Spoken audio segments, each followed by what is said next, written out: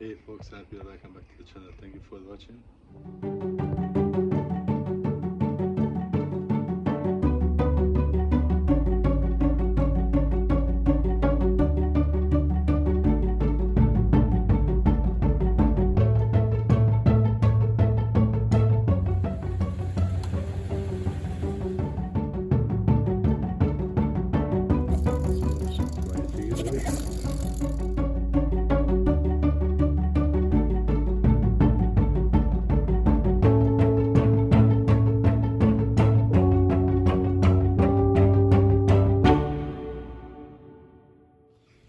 In this episode I'm going to look at my Suzuki gsx-r 750 S from 98, the first injection edition. Well, the bike runs great and really quiet. It was really surprising, had much more noise to the driving. I was really happy with it. And I'm gonna check the wheels actually, because the bike feels a little bit harder to push around. It could be maybe because the bearings need a little bit more time to adjust, I don't know, or could be maybe the brakes got something. I had 2 short rides with the bike, so I drove like 147 kilometers, so I'm gonna check the brakes and the bearings and retorque the wheels. Maybe was something the problem with that, and then probably it's gonna solve it, or if I find nothing, then maybe it's just the bearings need a little bit more time. And another thing is that I'm really excited about is this one. Actually, this is the original counter for the bike. When I bought the bike, the counter had 98,000 something on the counter. Here's a picture. After that, the bike reached the maximum 999999, and then I did replace with another one which had like 61,000 ish. And now this is that counter which has the 70,000, so altogether the bike has like 110,000 kilometers altogether. And one of my old schoolmate, he's keep working with electric parts, and I did reach him out. He did take a look to the counter and being able to reset the counter to 00015, which is like almost 000 again, which is really exciting, and I'm really happy about it. But we don't know if it gonna keep counting as it should. So what I'm gonna do, I'm gonna hook it up and then see if the counter is going or not. So really excited about it. Let's find it out. Now I take off the windscreen, and luckily the cable had enough slack to be able to hook up like this. So put it on ignition. Yeah, I have to reposition the needles, that's for sure. And as you can see, the counter is 0015. And then let's take a look. That was the last trips what I have driven with the bike. So let's set it to 0. And yeah, because it's count 100 meters as well.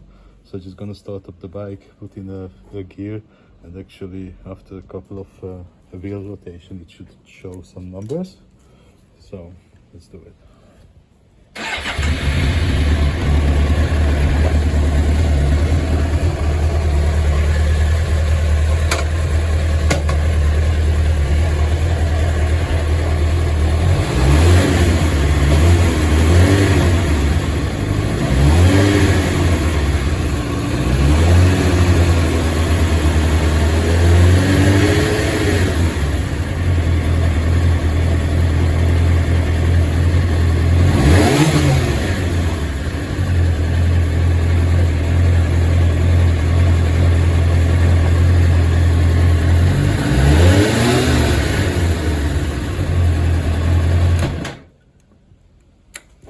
Oopsie.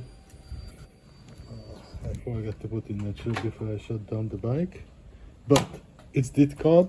Now it's 16. This is really exciting, really happy with it. Yay, that's success. So that means this I can use it again, and when is this one gonna be full, my friend gonna do the same trick like this one. So yep, this one. Now I need move the needles. and now they are standing in the same position. Let's see how they're gonna count.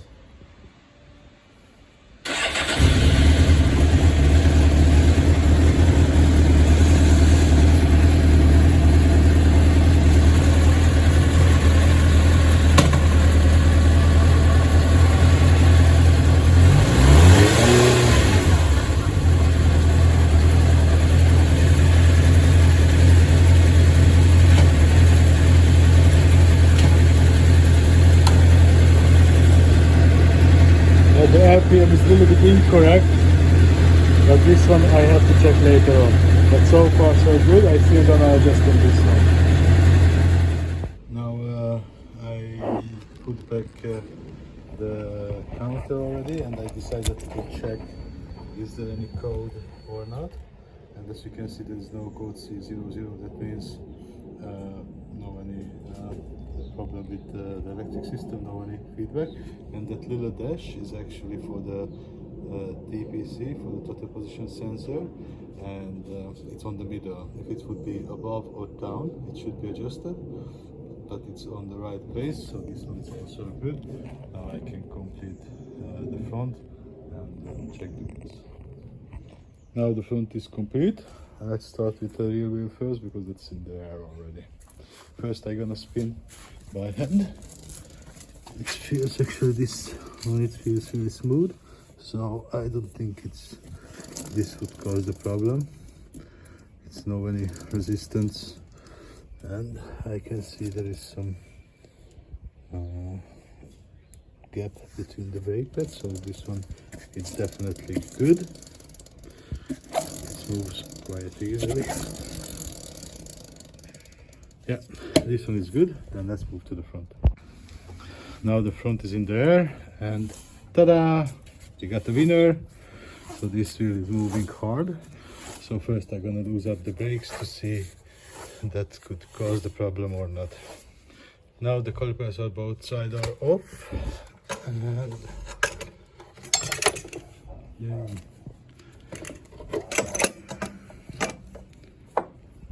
And the wheel moves much freely. So I'm gonna take out the pads, clean a little bit the surfaces, compress back the pistons both sides, and then check it again. Now this is the left side, and the pistons are cleaned already, ready to press back. And this is really important to always clean the pistons before press back, otherwise the dirt could damage the O-rings. And in this case they weren't too long time ago replaced, and there is the dirt not too much already, not too hard.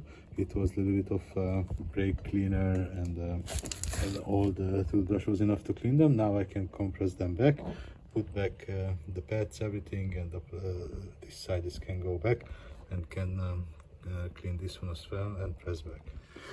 Now both calipers are cleaned and been compressed back, and they are torqued already, and now the wheel turns really smoothly. So that was the problem. I can imagine when I did put back the wheel, I was in hurry and didn't check it, and then just put it back. So what I was thinking about, maybe I didn't adjust properly the wheel. So I'm gonna lose up this pinch bolt again, and take off from the stand, lose up these two pinch bolts. Gonna give a few compress to the fork to be sure the wheel is settling on the right place. Then I torque it down, and then I gonna pop the brakes out, and then check again if it's rotating freely. Now the front axle also torqued back again, and the brakes been pumped up, and it is better but still hard. So I'm not really happy with this, but because the cylinder, the calipers has been rebuilt not so long ago, I guess the next weak point is maybe the main pump. So that's need to be take apart and check, I guess. So I just gonna order a rebuild kit for this one. Unfortunately, but good thing, but maybe I'm gonna check just to clean it up. But I'm gonna order a new rebuild kit for this one. So that's it for the episode, guys. Thank you for watching. If you liked it, see you in the next one. Bye bye.